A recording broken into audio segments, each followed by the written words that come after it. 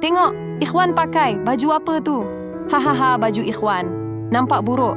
Aisyah nak ambil gambar Ikhwan. Lepas tu, Aisyah post dalam YouTube. Tengok, ramai orang kata baju Ikhwan buruk.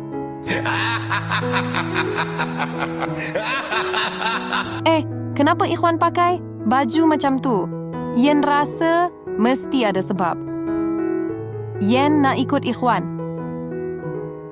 Ikhwan buat apa? Di hospital. Nenek, Ikhwan dah sampai. Baju yang nenek bagi tu, kawan-kawan Ikhwan suka tak? Mestilah mereka suka. Mereka kata, baju ni cantik. Baguslah kalau macam tu. Nenek gembira sangat. Semoga nenek cepat sembuh. Rupanya, baju itu hadiah daripada nenek Ikhwan. Ikhwan, baju tu nenek awak yang bagi ke? Ya betul, nenek Ikhwan tengah sakit. Dia ada di hospital. Ikhwan pakai baju ini untuk buat nenek gembira dan cepat sembuh. Ikhwan, baju awak sebenarnya cantik. Ya, kami semua suka baju itu. Betul ke? Ya betul. Kalau korang pun setuju baju Ikhwan cantik, tekan like.